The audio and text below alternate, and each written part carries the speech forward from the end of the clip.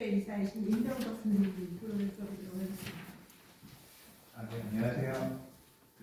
프리랜서 이야기를 나누려고 하고 많이 올라주셔서 감사하고 의원님들도 여기까지 계셔서 감사하고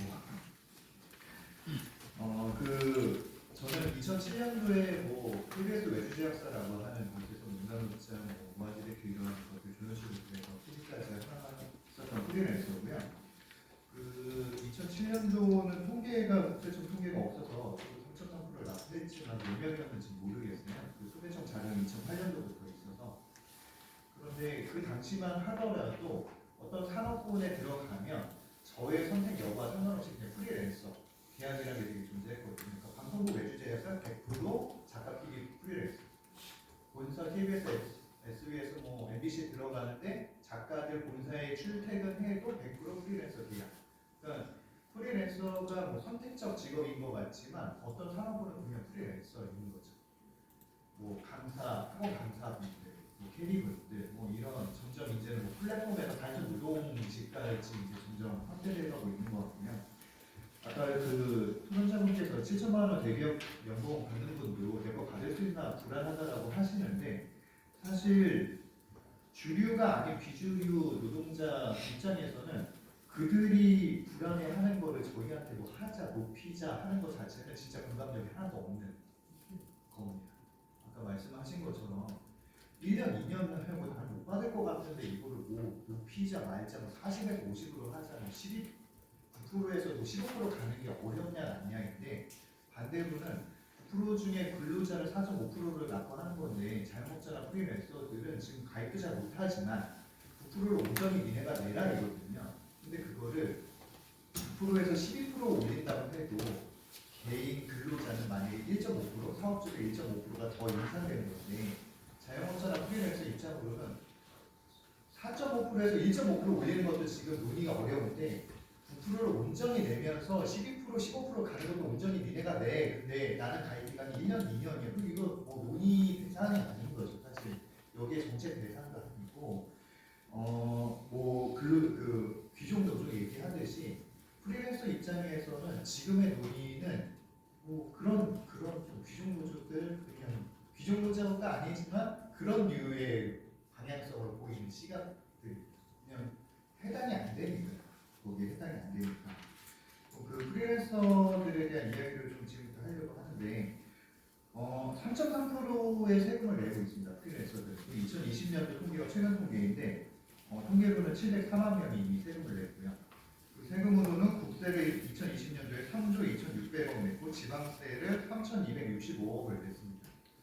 그러니까 이미 많은 대상자들이 있고 지금 48페이지 중간에 표를 제가 넣어놨는데 맨 밑에가 자영업자분들의 그래프이고 아주 완만하게 상승하고 있고 맨 위가 비정규직입니다. 500만에서 700만이 넘어가는 상황이었는데 프리랜서는 280만에서 700만대까지 급상승하고 있습니다.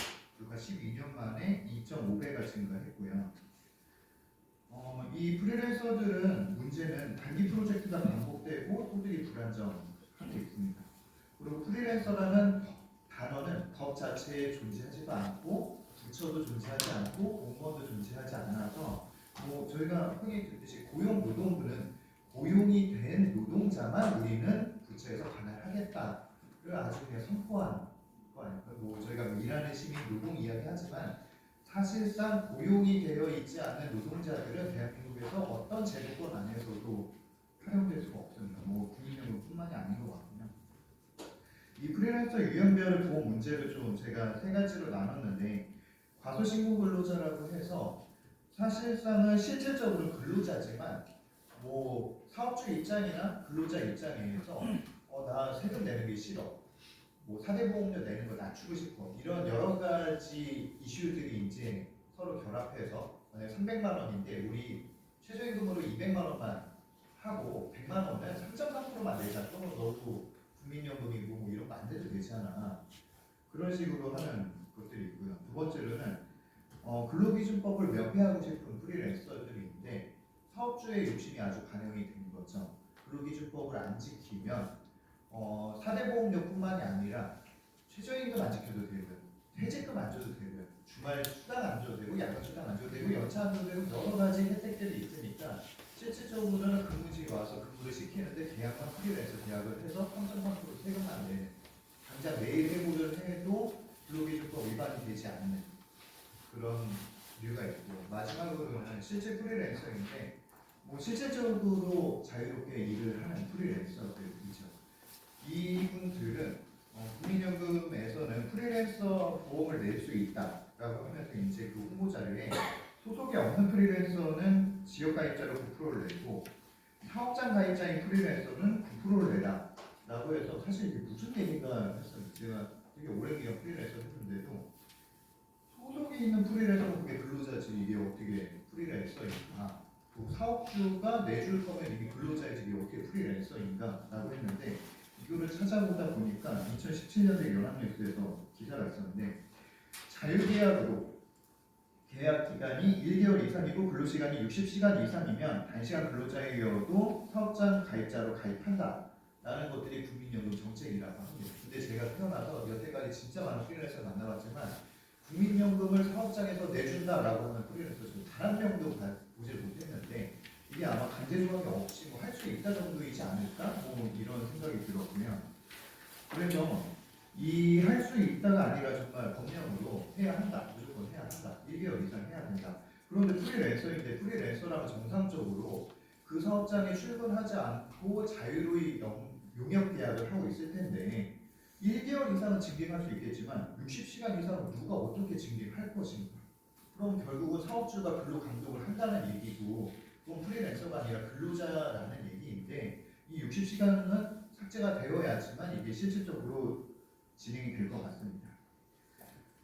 그리고 국민연금을 이용하는 사업주들에게 5대5로 근로자와 똑같이 부과시켜야 된다라고 저는 생각을 하는데 이유는 지금 사실 뭐 근로 법이 없기 때문에 프리랜서를 뭐 국세청에서만 정의를 하고 있어요. 국세청에서 근로조력자는 비독립적으로 인적 용역을 하는 사람이고 프리랜서는 독립적으로 인적 용역을 하는 사람이에요. 그러니까 뭐 근로감독을 받냐 안 받냐 출퇴근을 하냐 안 하냐 뭐 이런 차이인데 어쨌든 인적 용역을 하는 노동자로서 이고 과세 구간으로 해도 종합과세 사업소득세나 근로소득세는 무조건 종합과세로 국세청에서는 일반된 과세 기준을 갖고 있습니다. 그러면 고용노동부의 시각으로 뭐 종속 노동을 했냐 안 했냐 이것만 논의할 필요가 없이 어차피 노동을 하는 사람이라면 사업주에게 부과한다 라고만 하면 2020년도 기준으로 프리랜서들이 704만이 연간 소득이 106조였고 이걸 지금 기준으로 9%로 잡는다라고 하면 1년에 9조 6천억을 징수할 수 있습니다. 뭐 노동자와 사업주에게. 근데 연금이 소진된다는 얘기를 하는데 어디서 더 모수를 부모값을 늘릴 이런 방안들을 여기에서 지금 현실에도 충분히 존재하거든요. 1년에 거의 10조 가까이 증액을 할 수 있는 방안들이 있음에도 그리고 프리랜서 노동자들이 노후를 보장할 수 있는 아주 단순한 계산법이 있는데도 뭐 이거는 목소리를 반영해도 할 수가 없는 거죠. 왜냐하면 프리랜서는 근로법이 없으니 법령으로 프리랜서를 넣어야 되는데 이들은 누구나 너 없으니 이들을 국민연금을 가입할 수도 없는 상황인 거죠.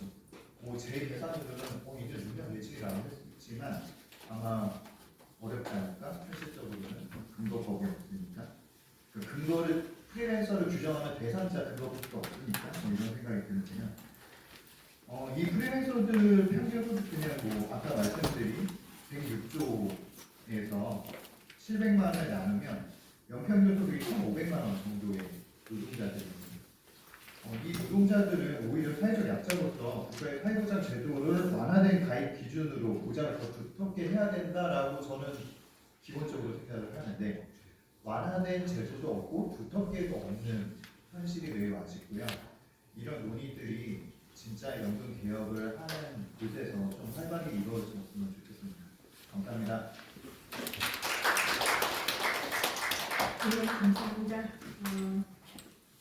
발표에서 충분히 커버됐다고 보기는 조금 어려운 프리랜서라고 불리는 비정규 노동자들 입장에서 현 연금제도의 문제점 그리고 그 개혁 방향 이런 말씀을 많이 가서